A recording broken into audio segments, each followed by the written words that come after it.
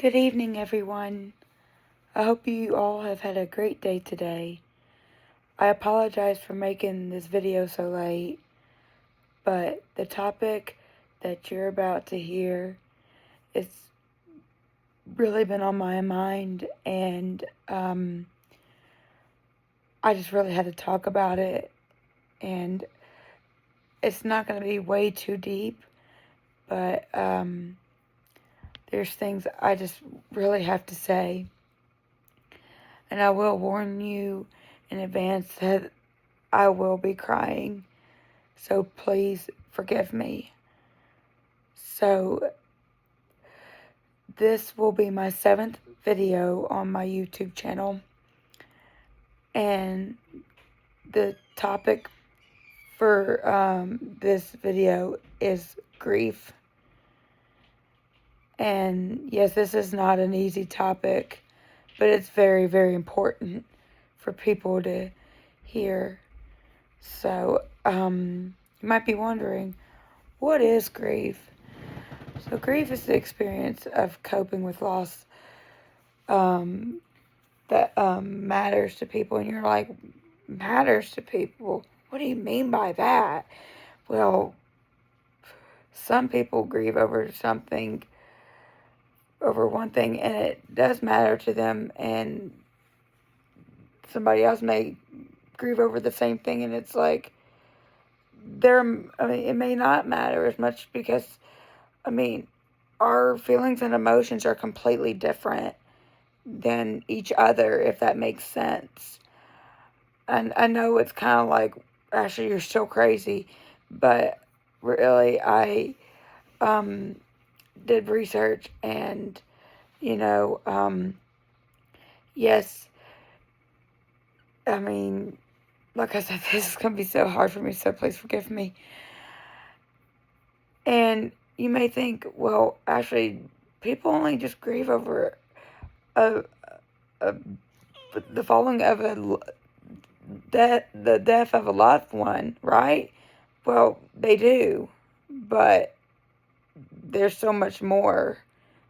They also grieve over a friend, a family member, a partner, or a pet, a failed marriage, a failed friendship, or any form of kinship, their home, neighborhood, community, their job or their career, financial stability, a dream or a goal that just doesn't work out, their health starts to decline, their youth, their fertility, and really this is the one that really hit me the hardest, was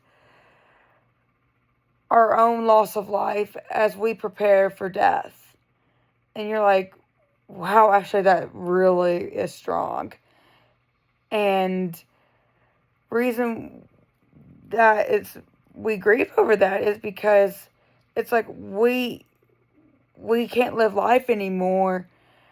And so we have to start getting ready for death because maybe like we're really, really sick and we can't do much more anymore. It's like, wow, it's really strong. So yes, those are the things that society grieves over.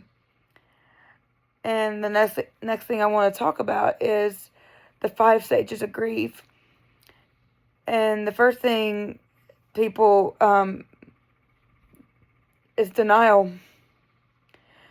We deny, like, trying to accept, like, that the loss is real. Like, did what we really lose happen? And that takes time to get past. And then the second stage of grief is anger. You may direct it at different sources. It may include people who couldn't save the loved one, like doctors, or, like my dad sees people all the time, and there's times he couldn't save loved ones, and yes, he gets blamed for it all the time. It never has like gone to court, but he still gets blamed for it. It's like, why couldn't you have done it? my dad has no control over that. It's not his. It's not his fault at all, and or any other doctors at all, or God. Like God gets to decide when our time on earth and when it's time for us to go. Or we blame ourselves, and yes, I myself have blamed myself for some family losses. Yes, I have, and oh, it's the hardest thing. People, don't ever do that. Do not blame yourself for the loss of your loved one, because when you do that, it really will hurt you more and more than you're already grieving. Or, anyway, sorry about that. Really no one even gets blamed at all. You're just angry that your loved one's gone. And then there's bargaining. You may imagine reaching an agreement so you don't have to deal with the loss. May also regret past actions that imagine you could have spared you from loss. The fourth one you may experience the fourth stage of grief is depression. You may experience the complex emotions associated with depression, including emotional detachment. Like, you really want this person back. And, I've done it before myself, and they're not coming back. As much as you want them to come back, they're not coming back. But, and that's where the fifth stage comes. Eventually, most people embrace the reality of loss, even if the pain's still there. And so, we have some symptoms and causes of grief. So, grief can affect every aspect of your life. It can affect the mind, it can affect your body, and it affects your spirit. And, I'm going to talk a little bit about how grief can affect you emotionally, physically, and behaviorally. So emotionally, how can grief affect you is, I'm sure you all have heard, coming in waves.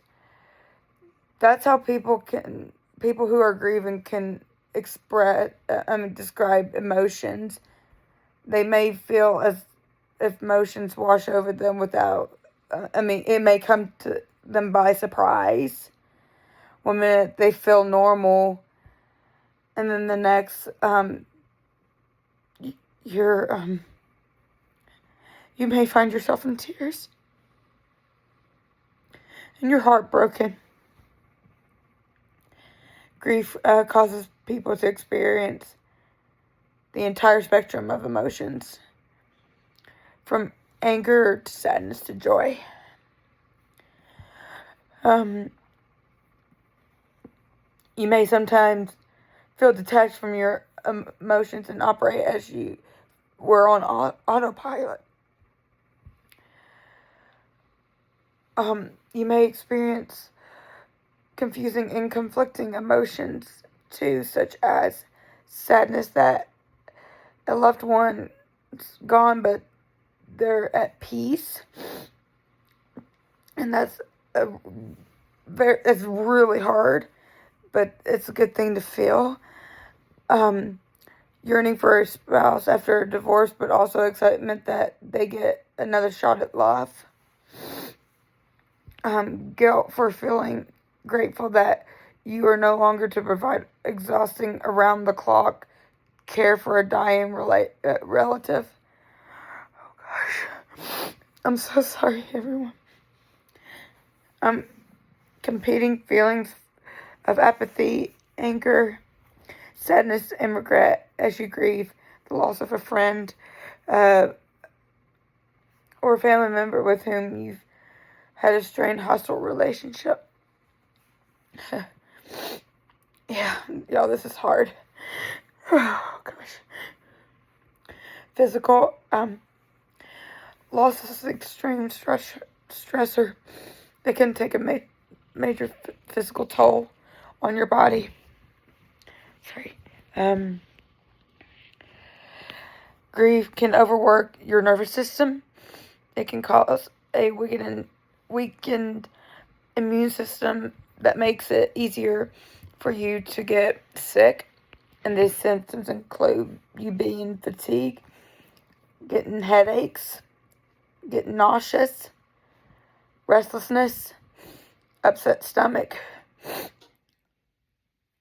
weak muscles or joint pain, tightness in your chest or throat, having reduced or increased appetite, trouble sleeping, which also is known as insomnia, or sleeping way too much.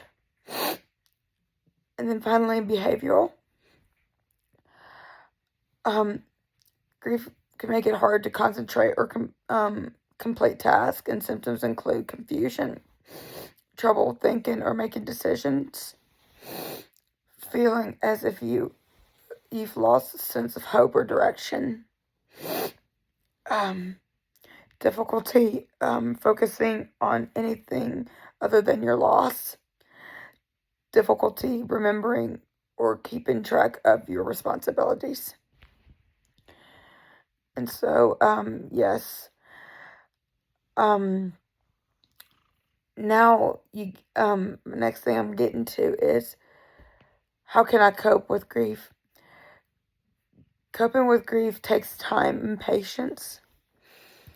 So, everyone, if you are grieving over the list of things I had said in the beginning, please give yourself grace and mercy, because, like I said, it takes time and patience, and people do not give themselves grace and mercy, and that's what you need to give yourself. But there are things you can do to make coping easier on yourself and others who may need your support. Taking care of yourself, practice self-care. Basically, loving yourself. Taking care of your mind and body is essential when you're grieving.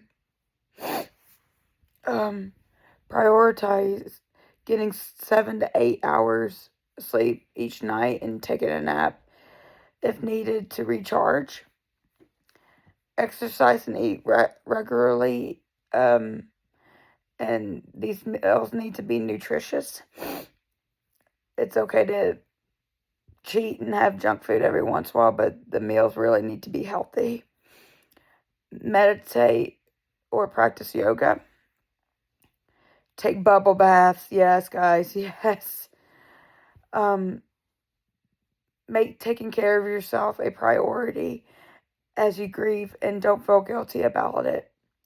So, like, if you need time for yourself, communicate that to your friends and your family.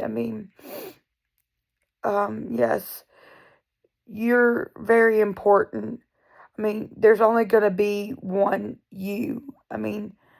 Nobody, there's not ever going to be another Ashley Willis Lowe.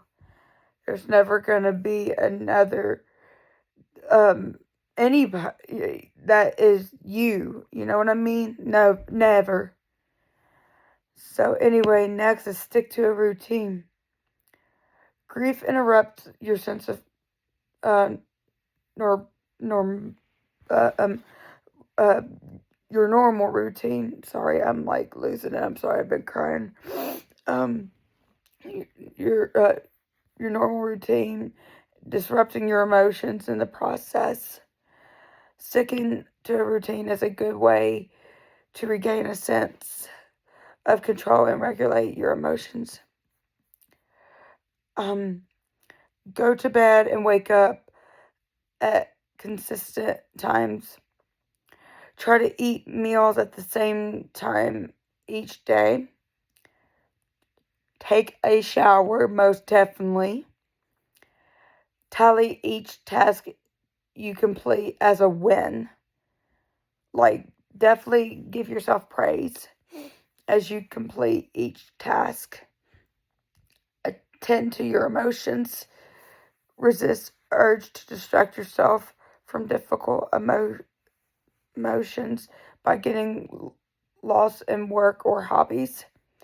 Grieving requires dealing with painful emotions, and they really do.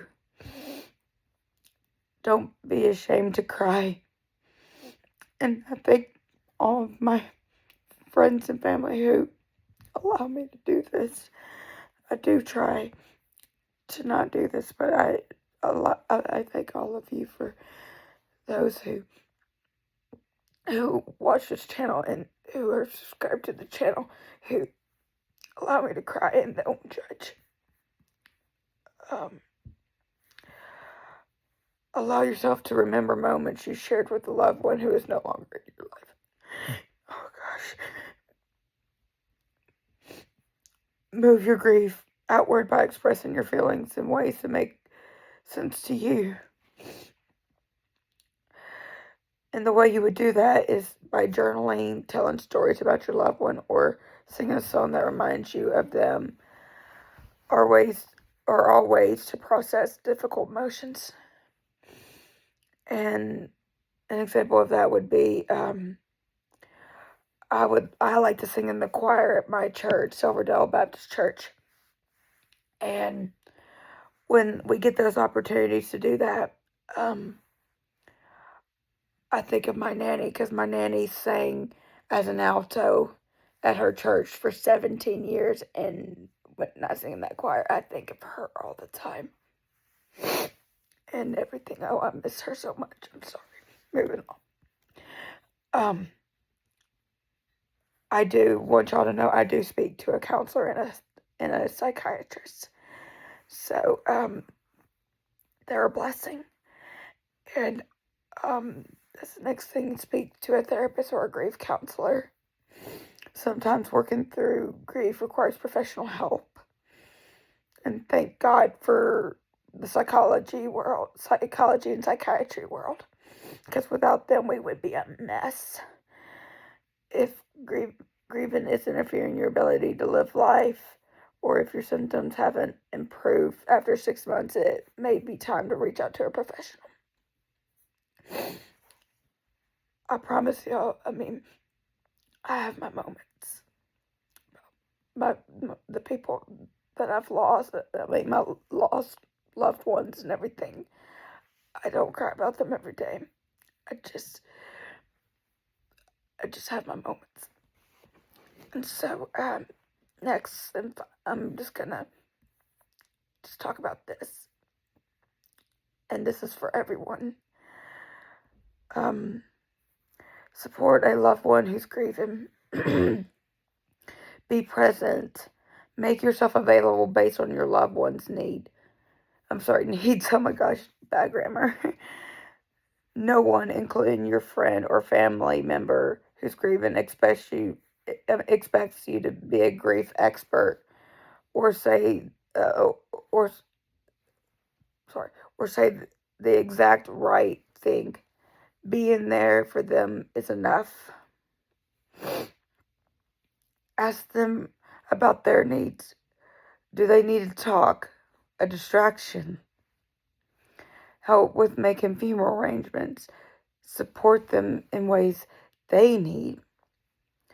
Like, when my nanny, this is actually her bear she gave me. It's a 1986 bear, and it always means everything to me. I had Facebook and stuff like that. I didn't have Instagram or anything like that at all. Instagram is always going to be my enemy. Anyway, that's besides the point. I was not allowed to put anything about her on social media while she was sick. But I had prayer warriors. So that's another way you can ask for help is prayer warriors. Ask for prayer. or ask, just to be there with them, yes.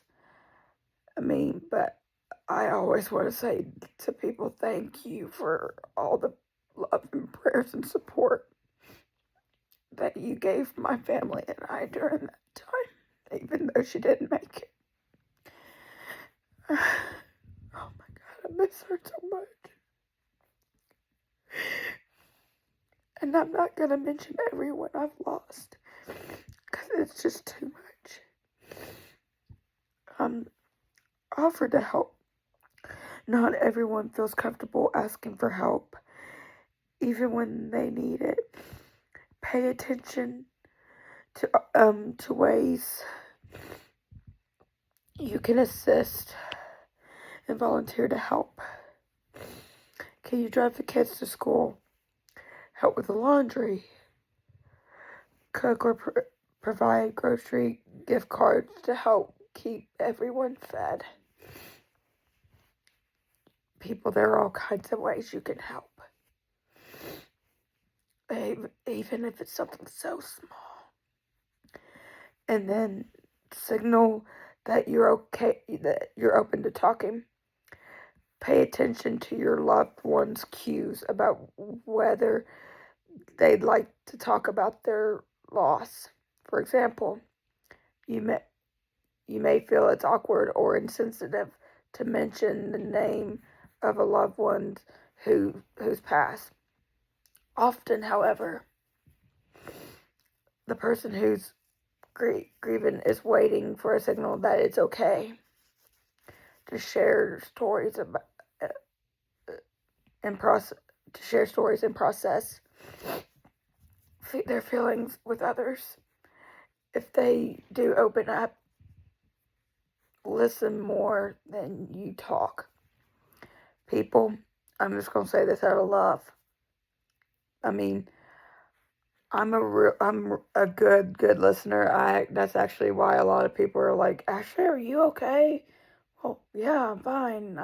I'm actually just listening. I don't speak unless people speak to me.